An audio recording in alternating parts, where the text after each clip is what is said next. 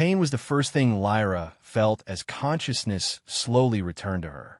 A sharp, throbbing ache that radiated from her side and across her chest.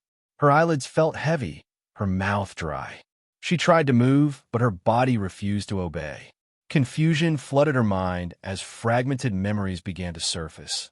The ambush, the screams of her comrades, the searing heat of an energy bolt tearing through her armor, and finally, the moment she had closed her eyes, ready to embrace death. But death had not come. Instead, she was lying on something soft, surrounded by the sterile scent of a medical bay.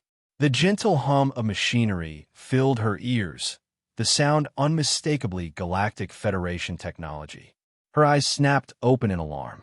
White walls, advanced medical equipment, monitoring devices displaying her vital signs in the human language. She was in enemy territory. Panic seized her as she tried to sit up, only to be rewarded with a burst of pain so intense it momentarily blinded her. A growl escaped her throat, a sound distinctly non-human. Her feline ears flattened against her skull as her sharp canines bared in a grimace of pain. "I wouldn't do that if I were you," a male voice said from somewhere to her right. "The tissue regenerator has only completed 60% of the healing process." Lyra's head snapped toward the voice, her golden eyes narrowing as they locked onto the figure of a human male. He was tall, with short dark hair and the weathered face of a soldier who had seen too much. The insignia on his uniform marked him as a captain in the Galactic Federation fleet. Her enemy. "Get away from me, human," Lyra hissed, her voice raspy from disuse. She instinctively reached for a weapon that wasn't there, her claws extending in self-defense. The human raised his hands in a placating gesture. "I'm not here to hurt you. If I wanted you dead, I would have left you on that battlefield." "Why didn't you?" she snarled. Every muscle in her body tensed despite the pain. "My name is Jake Rorick," he said, ignoring her question. "I found you among the wreckage after the battle on Kelter Prime. You were barely alive." Kelter Prime? The name sent another wave of memories crashing through her mind. The Federation's surprise attack on their outpost. The desperate defensive maneuvers. The screams of her squad as they were cut down one by one. "Where are the others?" Lyra demanded, though deep down she already knew the answer. Jake's expression hardened. There were no other survivors. A cold emptiness spread through her chest. All gone. Her entire unit. Warriors she had trained with, fought alongside, shared meals and stories with. Her family and all but blood. "Then why am I here?" she asked, her voice barely above a whisper. "Why would a Federation captain save an enemy combatant? Are you planning to interrogate me? Experiment on me?" "I acted against orders," Jake said quietly, moving closer to her bed. "No one knows you're here except me and a medic I trust." Lyra's fur bristled, her tail twitching agitatedly beneath the thin medical sheet. "That doesn't answer my question." Jake's eyes, a deep blue that reminded her of the oceans on her home world, met hers with an intensity that made her uncomfortable. "Because I need your help." A bitter laugh escaped her. "Me? Help you? Have you lost your mind, human? Or do you not understand what we are to each other?" "I understand perfectly well what decades of propaganda has made us believe about each other," he countered. "The Federation portrays the Xylos as savage, territorial warmongers who refuse to join the civilized galaxy. Your people see us as imperialistic conquerors who want to strip away your independence and resources." "And you claim it's not true?" Lyra challenged, her voice dripping with sarcasm.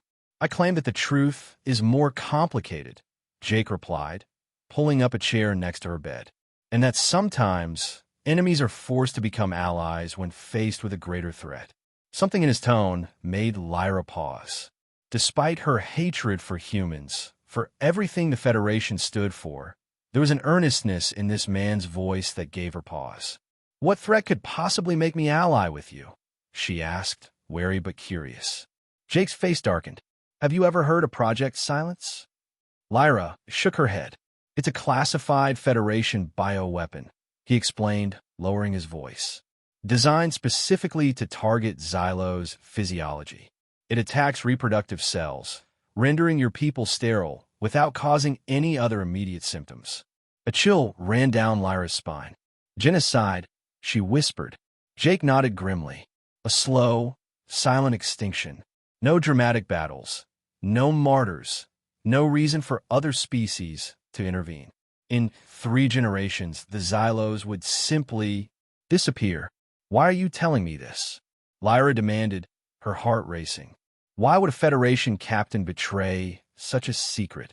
Because I can't stand by and watch my government commit genocide, Jake said, a flash of anger crossing his features. I've seen enough death in this war. I enlisted to protect people, not exterminate them. He ran a hand through his hair, a gesture Lyra recognized as a human sign of stress. 2 weeks ago, I discovered files about Project Silence while conducting a routine security audit. I started digging deeper and found out they're preparing for a full-scale deployment. The target is a refugee settlement in the Valerian Nebula where thousands of displaced Xylos have gathered. Lyra felt sick. The Valerian Nebula settlement contained mostly civilians, families with cubs, elders, artisans, people who had fled the front lines seeking safety. I need your help to stop it, Jay continued. I can't do it alone. I need someone who understands Xylos physiology, someone who might know of defensive measures or countermeasures we haven't anticipated. And why should I trust you? Lyra asked, though with less venom than before. This could be an elaborate trap. You shouldn't trust me, Jake admitted. Not yet. But right now, I'm the only chance your people have. And you're the only chance I have of stopping this before it begins. Lyra stared at the human before her, trying to read deception in his face. But all she saw was exhaustion, determination, and what appeared to be genuine moral outrage. Still, decades of war had taught her caution. If what you say is true, she said slowly, then we have a common enemy. But do not mistake this for friendship, human. I will help you stop this weapon for my people's sake. Nothing more. Jake nodded, seeming to accept her terms. That's all I ask. And so, in a sterile Federation medical bay, an unlikely alliance was formed, born of desperation, sealed by a common threat, and balanced precariously on the thinnest edge of trust. Asterisk, asterisk, asterisk. Over the next few days, as Lyra's wounds continued to heal under the accelerated treatment of Federation medical technology, Jake provided her with more details about Project Silence. He explained how Admiral Voss Terran, a hardline military leader with a reputation for ruthless efficiency, had authorized the development of the bioweapon after a particularly devastating Xylos counterattack had destroyed 3 Federation colony ships. Terran believes in human superiority, Jake explained as he changed the settings on Lyra's tissue regenerator. He sees the war with the Xylos not as a territorial dispute, but as an existential necessity. In his view, your people will never submit to Federation authority, so the only solution is elimination. Lyra watched Jake's movements carefully, noting the gentleness with which he tended to her wounds despite their history as enemies. Your Admiral Terran isn't entirely wrong, she said. We will never submit. Freedom is central to Xylos culture. We would rather die on our feet than live on our knees. Jake's hands paused momentarily before continuing their work. Is that worth the extinction of your entire species? It wouldn't come to that, Lyra replied, though with less certainty than she would have liked. Our scientists won't have time to develop a countermeasure once Project Silence is deployed, Jake interrupted. That's the insidious nature of this weapon. By the time anyone realizes what's happening, it will be too late. Their conversation was cut short by a soft beeping from Jake's communication device. His expression turned grave as he checked the message. What is it? Lyra asked, instinctively sensing danger. Security breach at the medical facility, he said tersely, already moving to disconnect her from the monitoring equipment. Someone flagged the unusual power consumption from this room. We need to move. Now. Adrenaline flooded Lyra's system as she pushed herself up from the bed, ignoring the protest of her still healing wounds. I thought you said this place was secure. Nothing in Federation space is truly secure, Jake muttered, pulling open a storage compartment and retrieving a set of civilian clothes for her. Put these on. We need to make you less conspicuous. Lyra grabbed the garments, loose pants, and a hooded jacket designed to conceal her distinctly non-human features. As she dressed hurriedly, wincing at the strain on her injuries, Jake gathered a bag of supplies and checked a small sidearm. The exit protocol has changed, he said, handing her a small device. This is a short-range personal cloaking field. It won't hold up to close inspection, but it should help us get through the initial security checkpoints. And then, Lyra asked, securing the device to her wrist. Then we run, Jake replied grimly. I have a contact in the lower levels who can help us get off station. They moved swiftly through the sterile corridors of the medical facility, Jake leading the way with the confidence of someone intimately familiar with the layout. At each junction, he would pause, check for surveillance, then signal for Lyra to follow. The cloaking field distorted her appearance enough to pass casual observation, but they still avoided the main thoroughfares. As they approached a security checkpoint, Jake whispered, "Stay close and let me do the talking." 2 Federation security officers manned the station, their expressions alert but routine. Jake approached with his identification ready. Captain Rorik, he greeted them with casual authority, heading to level 42 for a debriefing. The first officer nodded and began processing his credentials while the second gave Lyra a curious look. "And your companion, sir?" "Medical researcher," Jake replied smoothly, "working on battlefield trauma protocols. Her work is classified under Admiral Keller's authority." The mention of a high-ranking admiral seemed to satisfy the officer, who merely nodded and waved them through. Lyra held her breath until they were safely past, marveling at how easily humans could lie to each other. They continued through increasingly crowded corridors, Lyra taking in the stark difference between Federation architecture and the organic, flowing designs of Xylo structures. Everything here was angular, metallic, and cold, reflecting the Federation's emphasis on efficiency over aesthetics. As they descended to the lower levels of the station, the pristine corridors gave way to more utilitarian spaces. The population also changed, becoming more diverse as they encountered members of various allied species who served or worked alongside the Federation. None were Xylos, of course. Her people had refused all Federation overtures for centuries, valuing their independence above the promised benefits of membership. "Where are we going?" Lyra whispered as they entered a particularly crowded market area, where the smells of various cuisines mingled with the chatter of dozens of languages. "The Fringe," Jake responded quietly, the unofficial name for the lower levels where Federation authority is more theoretical than practical. "We'll find temporary sanctuary there while I contact some people who might help us." The transition to the Fringe was marked by a gradual deterioration in infrastructure, flickering lights, patches of exposed wiring, graffiti in multiple languages covering once pristine walls. Security cameras were conspicuously damaged or disabled, and the population grew more eclectic and wary. Jake led her to a small, dingy establishment tucked between what appeared to be a pawn shop and a tattoo parlor. A faded sign in multiple languages identified it as the last port. "A bar?" Lyra asked skeptically. "Information hub," Jake corrected, run by an old acquaintance who has no love for Federation policies. Inside, the dim lighting and hazy atmosphere concealed a diverse clientele. Species from across the galaxy huddled in booths or gathered around tables, conducting business best kept away from official eyes.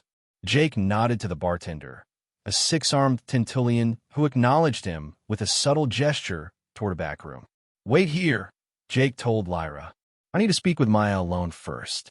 She's particular about new faces." Lyra positioned herself at the bar, her back to the wall, watching the room with the trained eyes of a warrior. She noted exits, potential threats, and possible weapons. Old habits died hard, especially when in enemy territory. A few patrons gave her curious glances. Xylos were rare in Federation space, but most seemed content to mind their own business. The diverse crowd in the Fringe had likely seen stranger things than a feline humanoid nursing a drink at the bar. After what felt like an eternity, but was probably only 15 minutes, Jake emerged from the back room with a tall, slender woman whose deep brown skin was adorned with intricate silver implants around her eyes and temples. She approached Lyra with measuring steps, her cybernetically enhanced eyes scanning the Xylos warrior. "So, you're the cat Jake's risking his career for," she said, her voice carrying a melodic accent Lyra couldn't place. "Maya," Jake warned. The woman shrugged. "Just stating facts. You know what happens to Federation officers who harbor enemy combatants." "I'm not harboring her," Jake replied. "We're working together." "Even worse," Maya said with a humorless laugh. She turned her attention back to Lyra. "You have a name, warrior?" "Lyra," she replied cautiously. Maya nodded once. "Jake says you're trying to stop Project Silence." "That true?" Lyra's ears flicked forward in surprise. "You know about it?" "I make it my business to know the things the Federation tries to hide," Maya said. "And genocide isn't as easy to keep quiet as they think." She gestured for them to follow her to the back room. "Cool, me. We can't talk here." The private room was small but well-equipped with communication technology and security systems far more sophisticated than the dilapidated exterior would suggest. Maya sealed the door behind them and activated a series of countermeasures against surveillance. "So," she said, settling into a chair, "you need to contact the Xylos resistance." Lyra's tail twitched in surprise. "How did you?" "Logic," Maya interrupted. "You can't stop Project Silence without help. Jake has contacts in the military, but you'll need your own people involved too." "The resistance cells are scattered," Lyra said carefully. "Communication is deliberately limited to prevent infiltration." "I'm aware of your protocols," Maya replied. "But I also know that Talon's cell operates in this sector. They're cautious, but they're also pragmatic. If you can convince them this threat is real, they'll listen." Lyra exchanged a glance with Jake, who nodded encouragingly. "If anyone can get us in contact with them, it's Maya." "And what do you want in exchange?" Lyra asked the cybernetically enhanced woman. Maya's expression hardened. "The same thing you want." Project Silence stopped. "I have my own reasons for hating Federation bioweapons programs." Before Lyra could press for details, a rapid series of beeps emanated from one of Maya's monitors. Her fingers flew across the interface as she checked the alert. "Security sweeps," she announced tensely. "They're moving through the fringe level by level. Someone's hunting you actively now." Jake swore under his breath. "How much time do we have?" "Not enough," Maya replied, already gathering equipment. "They're using enhanced bioscanners. They'll detect her Xylos signature even with the cloaking field." She tossed a small device to Jake. "Take this. Encrypted communicator, untraceable. I'll contact you when I've reached Talon's cell." "We need a way off this station," Jake said urgently. Maya nodded toward a service door at the rear of the room. "Maintenance shafts lead to the cargo bays. Bay 17 has a transport leaving for the mining outpost on Terrace 4 in 20 minutes. The pilot owes me a favor." "Terrace 4 is a Federation colony," Lyra objected. "Exactly why they won't look for you there," Maya countered. "Now go." "And Jake," she fixed him with a meaningful look. "If this goes sideways, I never saw either of you." They slipped into the narrow maintenance shaft, which reeked of industrial lubricants and recycled air.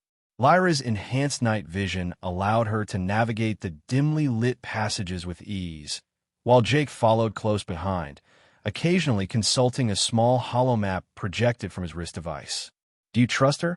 Lyra whispered as they descended a ladder toward the cargo levels. "Maya," Jake considered for a moment. "I trust her hatred of Project Silence. Sometimes that's enough." Lyra understood that sentiment all too well. In war, alliances were often formed on shared hatreds rather than shared values. They reached the cargo bay just as the final preparations for departure were being made. True to Maya's word, the pilot, a grizzled human with more mechanical parts than original limbs, asked no questions when they presented the encrypted authorization she had provided. He merely grunted and gestured toward the cargo hold of his small transport vessel. "Stay with the mining equipment," he instructed gruffly. "Don't touch anything. Don't make noise. We arrive at Terrace 4 in 8 hours." As the transport's engines rumbled to life, Lyra and Jake positioned themselves among crates of drilling equipment, securing themselves as best they could for the journey ahead. "What happens when we reach Terrace 4? Lyra asked quietly. Jake's expression was grim in the dim light of the cargo hold. "We keep moving. We find allies. And somehow, we find a way to stop Project Silence before it's too late." Lyra nodded, settling back against a crate as the ship lurched into motion. Despite herself, her eyes drifted to the human beside her, her enemy turned reluctant ally. She had been trained all her life to hate his kind, to see humans as arrogant conquerors who threatened the Xylo's way of life. And yet here was one willing to risk everything to prevent a genocide. The universe, it seemed, was more complicated than she had been taught. As the transport broke free of the station's gravitational field, Lyra closed her eyes, not to die this time, but to gather strength for the battle ahead. A battle that would test not only her combat skills, but her most deeply held beliefs about the enemy she thought she knew. Asterisk, asterisk, asterisk. The journey to Terrace 4 passed in uncomfortable silence, broken only by the occasional creaking of the ship's hull and the steady hum of its engines. Lyra drifted in and out of a light doze, her warrior's instincts never allowing her to fully relax in such vulnerable circumstances. Beside her, Jake remained vigilant, periodically checking the encrypted communicator for messages from Maya. "Anything?" Lyra asked when she noticed him frowning at the device. Jake shook his head. "Nothing yet, but that's not necessarily bad news. Contacting the Xylo's resistance safely will take time." A sudden lurch signaled their entry into Terrace IV's atmosphere. The mining colony, known for its rich deposits of rare minerals essential for Federation technology, was a harsh, utilitarian outpost on a planet with a barely breathable atmosphere. Not the most comfortable hideout, but its status as a Federation stronghold made it an unexpected refuge. "Remember," Jake said as they prepared to disembark, "keep your hood up and stay close. This is a company colony. Everyone here works for Mine Corps or services those who do. Strangers are noticed." The cargo bay doors opened to reveal a dusty landing platform battered by swirling red winds. Massive processing facilities dominated the landscape, belching smoke into an already murky sky. Workers in environmental suits moved with purpose between buildings, their faces obscured by protective masks. The pilot approached them as they gathered their meager belongings. "Maya said you'd need this," he grunted, handing Jake a data chip.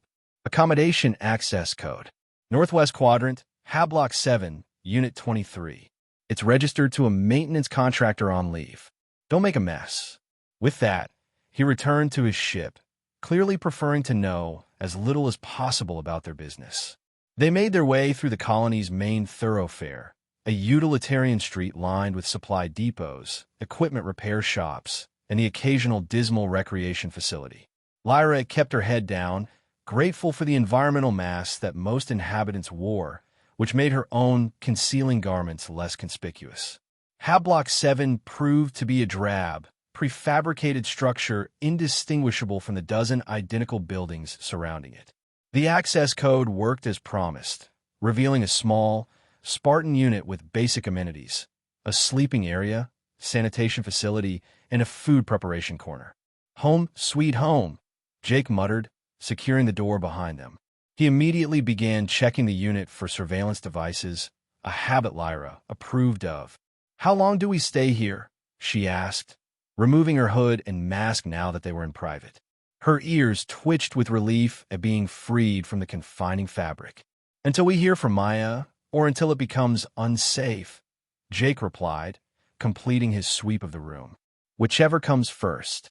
Lyra moved to the unit's single window, a narrow slit that offered a limited view of the dusty colony. "This planet is dying," she observed. "The mining operations have poisoned it." Jake joined her at the window. "That's Federation efficiency for you. Extract all resources, move on to the next world. It's one of the many policies I've grown to question over the years." Lyra glanced at him curiously. "You speak like someone who once believed in the Federation's mission." A shadow crossed Jake's features. "I enlisted young, full of ideals about spreading peace and prosperity across the galaxy. It took years in the field to see the reality behind the propaganda. He turned away from the window. But that's a story for another time. We should rest while we can. Despite her lingering distrust, Lyra found herself intrigued by the contradictions this human embodied. In her experience, Federation soldiers were either true believers in their supposed superiority or mercenary types interested only in the benefits of service. Jake seemed to be neither, and that made him unpredictable. They established a watch rotation, neither willing to sleep while the other remained awake. Trust, it seemed, had its limits even in desperate alliances. It was during Lyra's watch, approximately 6 hours after their arrival, that the encrypted communicator finally activated with a message from Maya. "Jake," Lyra called, waking the human from his light sleep. "We have contact." Jake quickly reviewed the message, his expression growing increasingly serious. Maya's arranged a meeting with Talon's cell. Tomorrow, abandoned processing plant in the Eastern Quadrant. He looked up at Lyra. "But there's more. Security forces from a station have arrived on Terrace 4. They're conducting a level-by-level search of the colony." Lyra's fur bristled at the news. "How do they track us?" "They might not have," Jake replied. "This could be a standard search pattern. Either way, our window is closing." They spent the remainder of the night preparing for the meeting, reviewing what they knew about Project Silence, and planning how to present their case to the skeptical Xylos resistance fighters. Jake also mapped multiple escape routes from their current location, anticipating the need for a quick departure.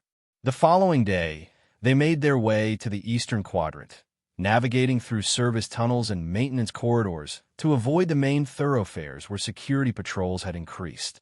The abandoned processing plant loomed before them, a massive structure of corroded metal and broken machinery, abandoned when its section of the mine was depleted. "This feels like a trap," Lyra muttered as they approached the designated entrance. "It probably is," Jake agreed, "just not necessarily for us. Your people have as much reason to be cautious as we do." The interior of the plant was a cavernous space filled with the shadows of defunct equipment and the occasional skittering of native vermin.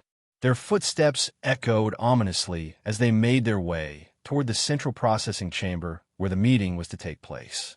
They had barely reached the designated area when figures materialized from the shadows, surrounding them with weapons drawn. Lyra counted 6 Xylos warriors, their features obscured by tactical masks, but their stance and movement unmistakably of her people. "That's far enough," a female voice commanded. One of the figures stepped forward, her weapon trained on Jake. "You bring a Federation officer to our meeting, Lyra of Clan Raiden. Perhaps your loyalties have changed during your captivity." Lyra straightened, recognizing the formal challenge in the leader's words. "My blood remains true to our people, Commander. This human is not my captor, but my temporary ally against a threat that concerns us all." "So says the warrior found in the company of our enemy," the commander replied coldly. She removed her tactical mask, revealing features that marked her as a member of the northern clans. Her fur patterned a darker shade than Lyra's, her eyes a piercing green. "I am Nara, leader of Talon's cell. Maya vouches for you, which is the only reason you stand before me, instead of lying dead for bringing a human to our sanctuary." Jake, to his credit, remained still and silent, seemingly understanding that this was a matter Lyra needed to handle according to Xylos protocols. "I will submit to the truth bond if necessary," Lyra said, invoking an ancient Xylos ritual where psychic links between clan members could verify one's honesty. "What I have to share cannot wait for lengthy protocols of trust building." Nara studied her for a long moment before nodding to one of her warriors, who approached with a small device. "A neural scanner will suffice. Our shamans are few and precious these days." The scanner was placed against Lyra's temple, its lights pulsing as it analyzed her brain patterns for signs of deception or coercion. "Speak your truth," Nara commanded. Lyra described everything she had learned about Project Silence, its purpose, its development timeline, and the imminent threat to the Xylos settlement in the Valerian Nebula. Throughout her explanation, the scanner maintained a steady green glow, confirming her sincerity. When she finished, Nara turned her attention to Jake. "And you, human? What does a Federation captain gain by betraying his own kind?" "I'm not betraying my own kind," Jake replied evenly. "I'm preventing them from committing an atrocity that would stain humanity's conscience for generations. There are lines that should never be crossed, even in war." Nara gestured, and the neuroscanner was applied to Jake's temple as well. "Repeat what you told Lyra about Project Silence." "Every detail." Jake complied, describing the project development under Admiral Terran's authority, the classified research facility where the bioweapon was being prepared, and the deployment timeline. As with Lyra, the scanner confirmed his truthfulness. When he finished, Nara and her warriors conferred quietly among themselves, speaking in the ancient Xylos tongue that few outsiders understood. Finally, she turned back to them. "It appears we face a common enemy," she acknowledged grimly. "But stopping a classified Federation bioweapon will require more than the resources of one resistance cell. We need to warn the settlement," Lyra insisted, "and find a way to destroy the weapon before it can be deployed." Nara nodded slowly. "I have contacts with cells operating closer to the Valeria Nebula. They can begin evacuation procedures, quietly, to avoid alerting Federation surveillance." She fixed Jake with a hard stare. "But destroying the weapon at its source would be more effective. You claim to know its location?" "The primary research facility is on Erebus Station, orbiting the gas giant in the Proxima system," Jake confirmed. "Heavily guarded, classified as a medical research outpost." "Erebus," one of Nara's warriors muttered. "The ancient human hell. Fitting. We've had Erebus under surveillance for months," Nara revealed. "We suspected weapons development, but lacked specific intelligence. Now we know what to look for." She turned to another warrior. "Contact Shadow and Typhoon cells. We'll need their specialists for an operation of this magnitude." The warrior nodded and disappeared into the shadows of the processing plant. "You understand what you're proposing," Nara said to Lyra. "An assault on a Federation military installation. Even with multiple cells cooperating, the chances of success and survival are minimal." "I understand," Lyra replied without hesitation. "But the alternative is the extinction of our people." Nara turned to Jake. "And you, human? Are you prepared to be labeled a traitor to your species? To die fighting your own kind?" Jake's expression remained resolute. "I've made my choice." A faint smile crossed Nara's features, the first break in her stern demeanor. "Perhaps there is hope for humans after all." She gestured to her remaining warriors. "Prepare the transport. We move to the rendezvous point within the hour." As the resistance fighters dispersed to carry out their orders, Nara approached Lyra more privately. "Maya mentioned you were found gravely wounded. How is your condition?" "I am combat ready," Lyra assured her, though the lingering pain in her side suggested otherwise. Nara's keen eyes missed nothing. "We have a healer at our base camp. She will complete your treatment before we embark on this mission." She glanced toward Jake, who was conferring with another resistance fighter over a tactical display. "Your human is an anomaly. I've never encountered one willing to stand against their own military hierarchy on moral grounds." "He is not my human," Lyra objected, perhaps too quickly. "He is simply an ally of convenience." Nara's whiskers twitched in what might have been amusement. "Of course." She grew serious once more. "Trust is a luxury in war, Lyra of Clan Raiden. But sometimes we must extend it even to those we have been taught to hate, if we are to survive." With those words lingering in the air, she moved away to oversee the evacuation of their temporary base. Lyra found herself watching Jake as he worked alongside the resistance fighters, adapting easily to their procedures despite being surrounded by those who had every reason to despise him. Something shifted in her perception, a subtle but undeniable change in how she viewed this particular human. Before she could examine this unsettling development further, the encrypted communicator in Jake's possession emitted an urgent alert. His expression darkened as he read the incoming message.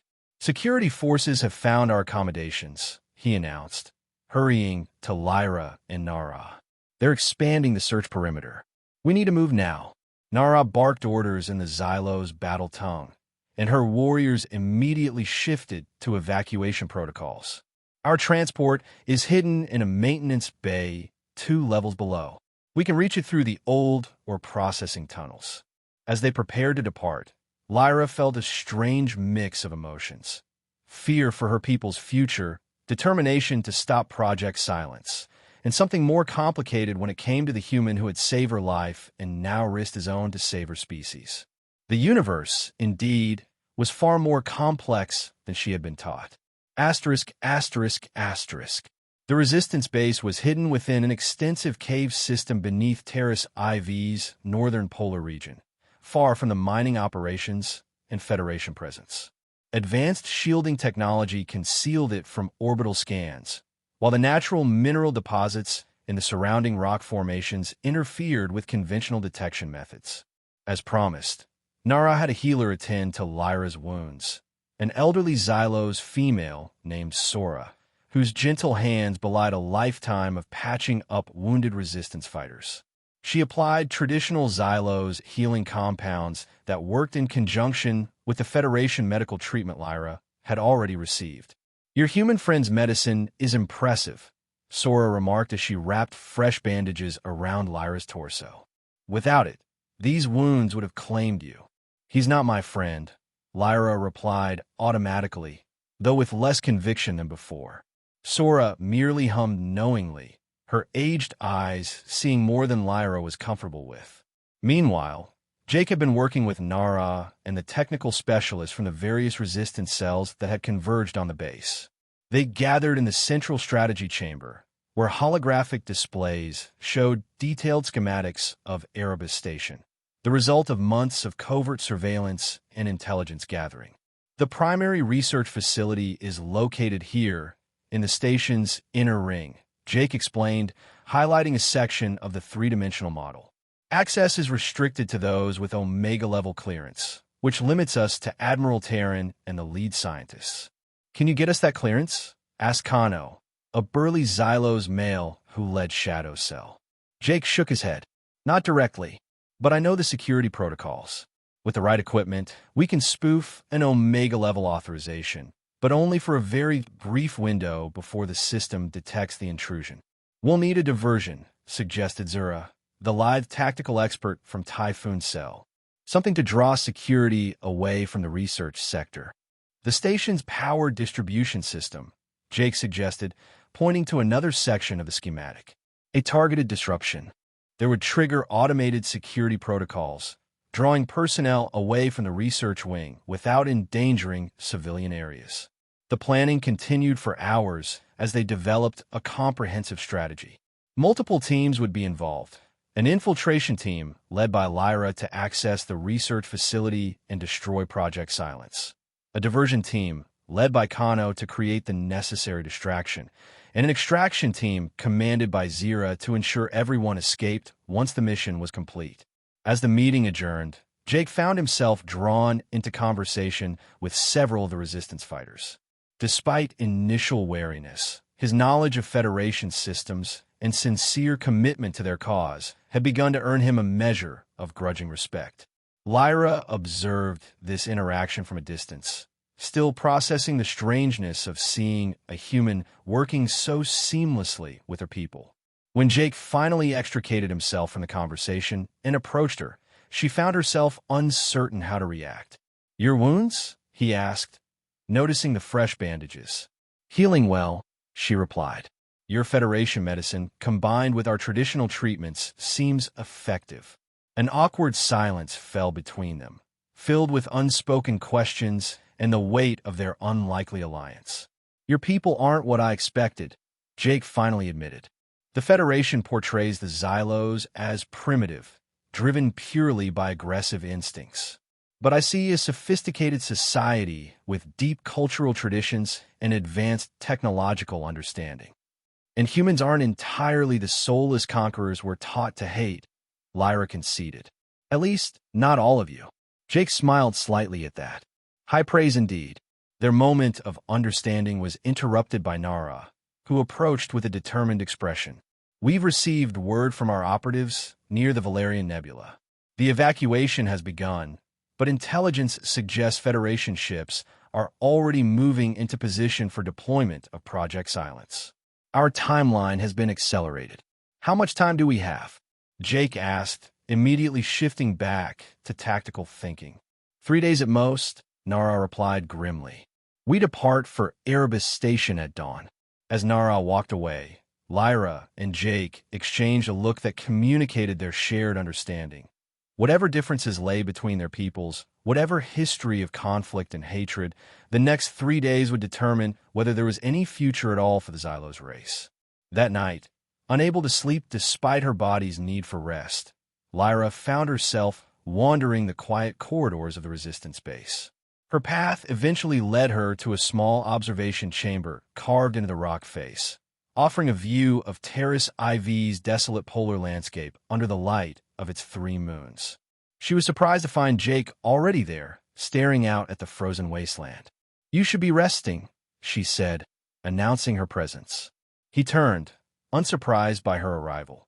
He had likely heard her approach with those dulled human senses of his. So should you. Lyra moved to stand beside him at the viewport. In Xylos tradition, warriors often spend the night before battle in contemplation of their lives and the path that brought them to that moment.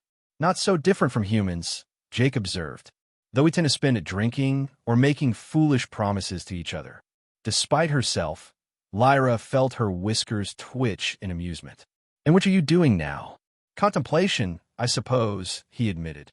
Wondering how I went from a loyal Federation officer to planning an attack on a military installation alongside those I once considered enemies. Do you regret your choice? Lyra asked, genuinely curious. Jake was silent for a long moment, his gaze fixed on the harsh landscape outside. No, he finally said. Some lines should never be crossed, not even in war. Genocide is one of them. He turned to look at her directly. What about you? Do you regret allying with a human? I regret the necessity, Lyra replied honestly, but not the choice itself. Another silence fell between them, but this one felt different, more comfortable, less adversarial. If we succeed, Jake said quietly, I'll be branded a traitor. There will be no going back to my old life. And if we fail, my people face extinction, Lyra countered. Your sacrifice, while significant, pales in comparison. Fair point, Jake acknowledged with a rueful smile. Then, more seriously, but I want you to know I'm committed to this mission, Lyra. Whatever happens tomorrow or the day after, I won't let you down. There was such earnestness in his voice, such conviction in his eyes, that Lyra found herself momentarily speechless. This human, this former enemy, was willing to sacrifice everything for the sake of her people. People who would kill him without hesitation under normal circumstances. Among the Xylos, she said slowly, we have a saying, the truest ally is not the one who stands with you in victory, but the one who stands with you in certain defeat. Jake nodded in understanding. Then let us hope we prove that saying wrong by achieving victory, however unlikely it seems. As they stood together in the quiet observation chamber, staring out at the barren landscape of a world neither called home, Lyra realized something had fundamentally changed between them. Not friendship exactly, perhaps not even trust in its fullest sense, but a bond forged in the crucible of shared purpose and impending danger. Whether that bond would survive the trials ahead remained to be seen. Asterisk, asterisk, asterisk. The approach to Erebus Station required all the skill and stealth the Resistance fighters possessed.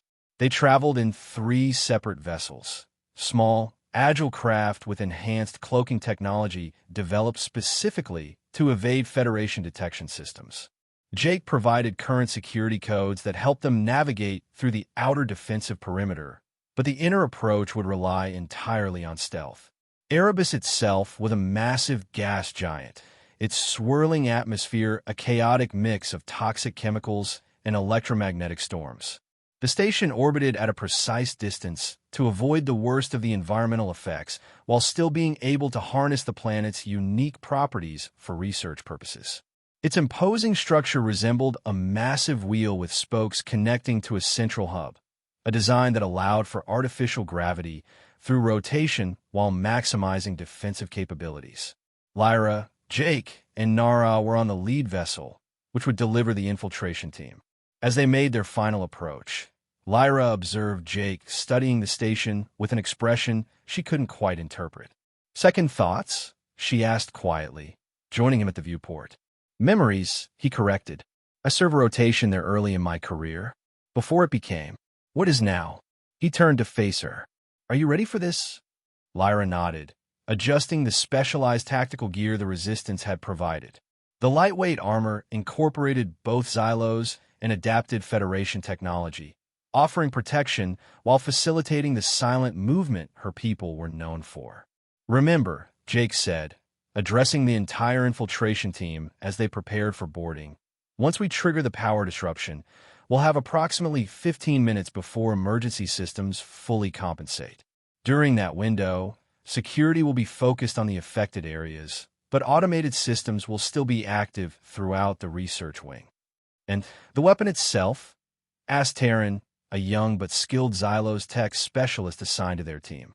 "According to the intelligence we've gathered, Project Silent consists of both physical components, the delivery mechanisms, and digital ones, the formulas and research data," Jake explained. "We need to destroy both to ensure it can't be quickly reconstructed." Nara joined them, her own preparations complete.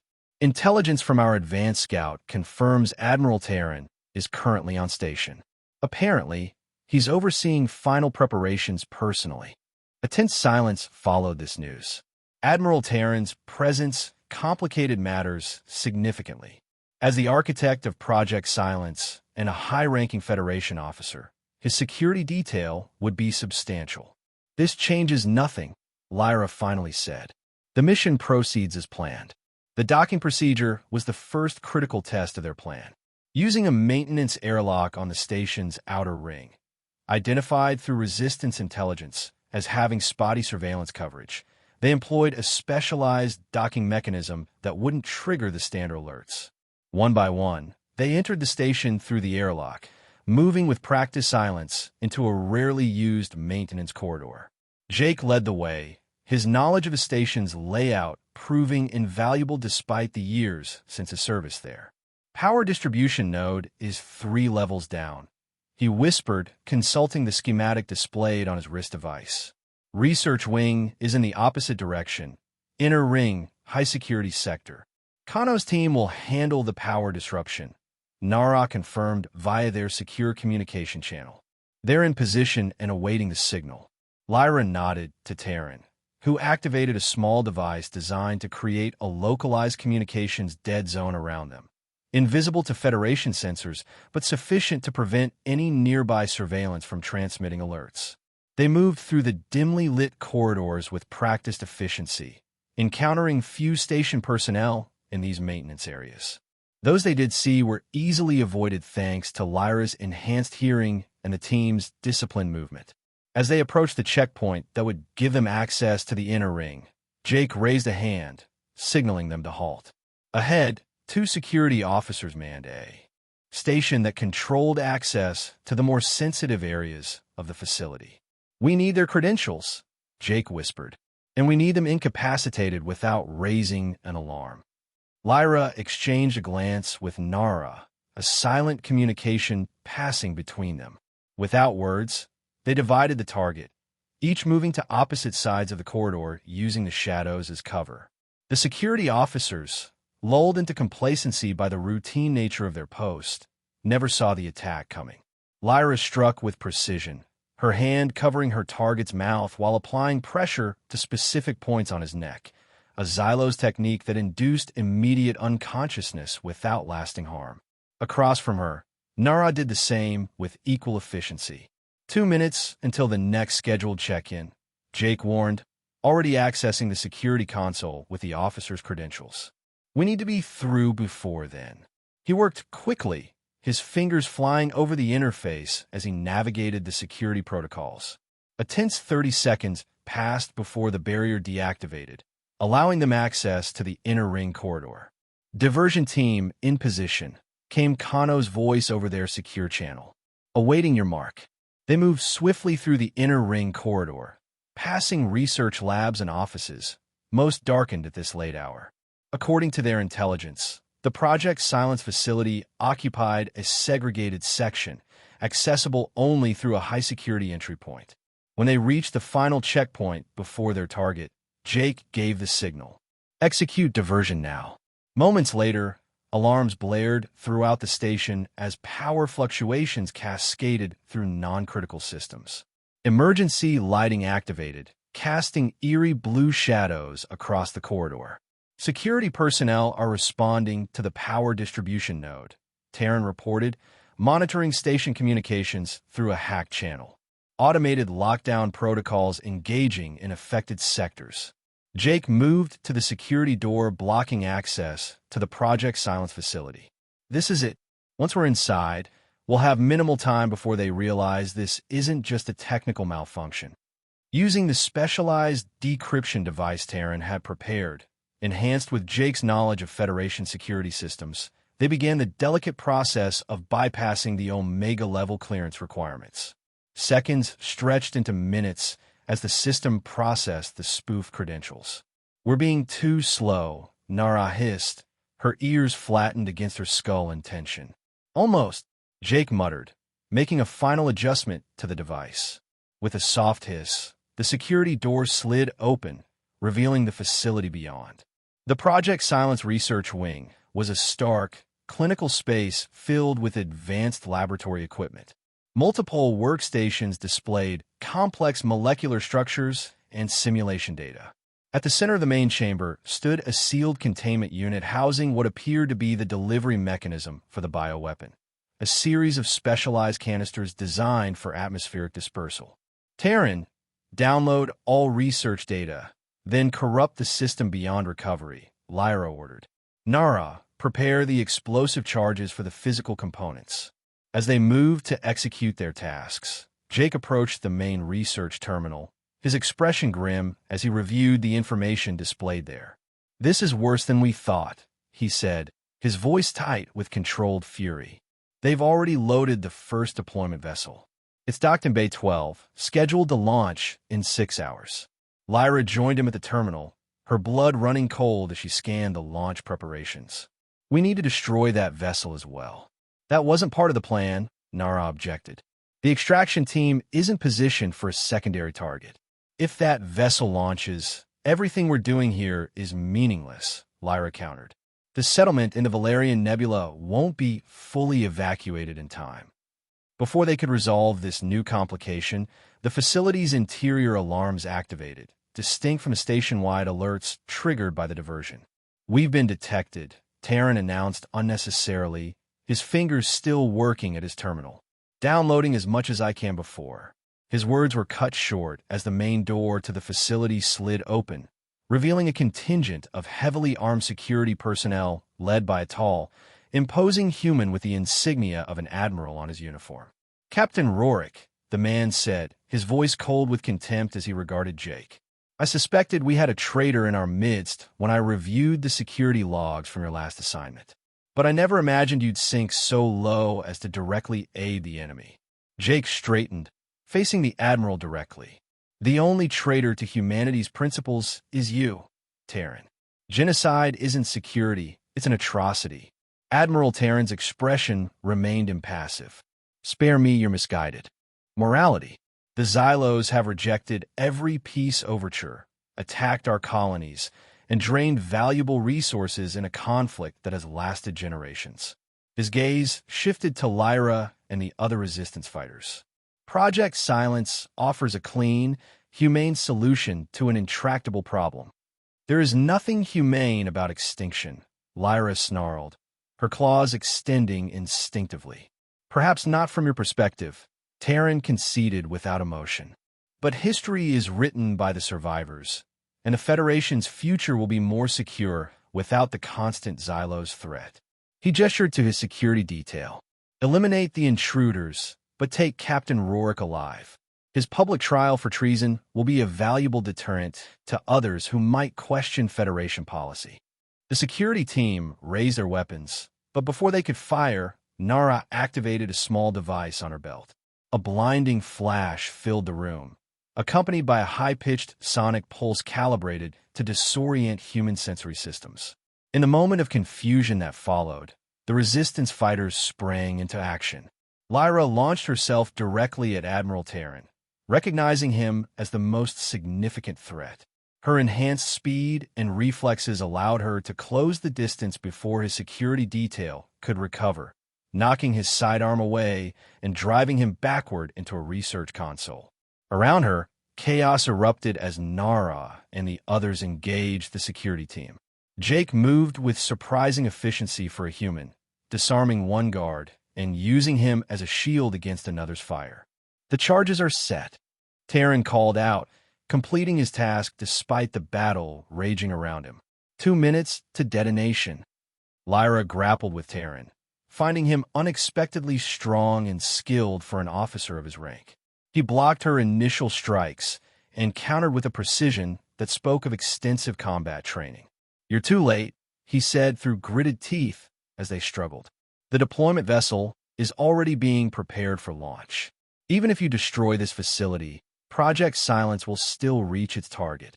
"Not if I stop you first," Lyra growled, landing a solid blow that sent the Admiral staggering. Across the room, Jake had fought his way to the main terminal. "I can lock down a launch bay from here," he called to Lyra, "but I need Terran's authorization codes." Understanding immediately, Lyra intensified her attack on the Admiral, driving him back with a flurry of strikes designed to overwhelm rather than incapacitate. When he attempted to counter, she abruptly changed tactics, dropping low and sweeping his legs from under him. As Terran fell, Lyra pounced, pinning him to the floor with one hand at his throat, her claws extended just enough to draw pinpricks of blood. "The authorization codes," she demanded, her voice deadly calm. "Now!" Terran's eyes blazed with hatred, but he remained defiant. "I'll die before I help you sabotage humanity's future." "You misunderstand," Lyra replied, leaning closer. "I'm not asking for your cooperation. I'm offering you a choice in how you die."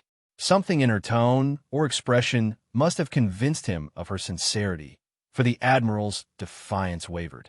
"Epsilon, Tau, 927, Omega, silence," he finally said, his voice laden with defeat and disgust.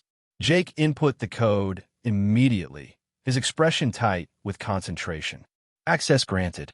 Initiating emergency lockdown of Bay 12. His fingers flew across the terminal, and uploading evidence of Project Silence to the Federation Council's secure database. They won't be able to deny knowledge of this now. 1 minute to detonation, Terran warned as he dispatched the last security guard still standing. "We need to move." Lyra looked down at the Admiral, still pinned beneath her. The logical, tactical decision would be to eliminate him, prevent him from developing another version of Project Silence or pursuing them after their escape. It would be justified, even merciful compared to what he had planned for her entire species. Yet something held her back, perhaps the same moral conviction that had driven Jake to betray his own people rather than be complicit in genocide. "Today you live," she told Terran, releasing her grip and rising to her feet. "Remember that a Xylos showed you mercy when you offered none to her kind." As they prepared to flee, Jake approached Terran's prone form and removed the Admiral's identification badge and sidearm. "These will help us reach the extraction point," he explained to Lyra's questioning look. They raced from the facility, the countdown to detonation adding urgency to their retreat. The station's corridors were in chaos, with personnel responding to both the power disruption and the security breach. "Extraction team, we need immediate evacuation," Nara communicated as they ran. "Primary objective accomplished. Secondary target neutralized via alternative means." "Acknowledged," came Xeris. Response: "Rendezvous at Extraction Point Gamma in 4 minutes." They had just reached the outer ring when the charges detonated.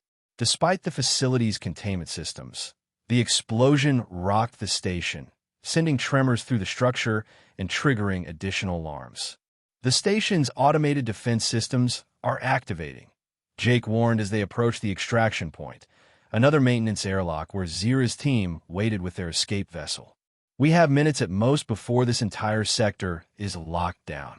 The final stretch to the airlock was a gauntlet of emergency bulkheads and security checkpoints, each requiring Jake's borrowed credentials or Taryn's technical skills to bypass. Twice they were forced to hide from passing security teams, and once they engaged in a brief firefight when discovery was unavoidable. When they finally reached the extraction point, Zira greeted them with characteristic efficiency. Everyone aboard. Now, the other teams are already away. As they secured themselves for departure, Lyra found herself next to Jake, both of them breathing heavily from the exertion of their escape. "Did we succeed?" she asked quietly, the reality of what they had just accomplished still settling in her mind. Jake nodded, though his expression remained grave. "The research facility is destroyed. The deployment vessel is locked down, and the evidence has been transmitted to people in the Federation who can't ignore it." He paused. "It won't end the war overnight, but it's dealt a significant blow to the faction that saw genocide as an acceptable strategy." The escape vessel detached from Erebus Station with a gentle lurch, its cloaking systems engaging immediately to shield them from pursuit. Through the viewport, Lyra watched as the massive station receded against the backdrop of the gas giant's swirling atmosphere, a monument to both human ingenuity and the darkest aspects of their nature. "What happens now?" she asked, the question directed as much to herself as to Jake. "Now we run," he replied simply. "Both of us are targets, you for leading the raid, me for treason. Even with the evidence exposed, there will be those in the Federation who believe Project Silence was justified. And my people, the evacuation of the settlement continues. With the immediate threat neutralized, they have time to reach safety." Jake's hand found hers in a gesture that would have been unthinkable just days ago. "We've bought them a future, Lyra. Perhaps not peace, not yet, but survival."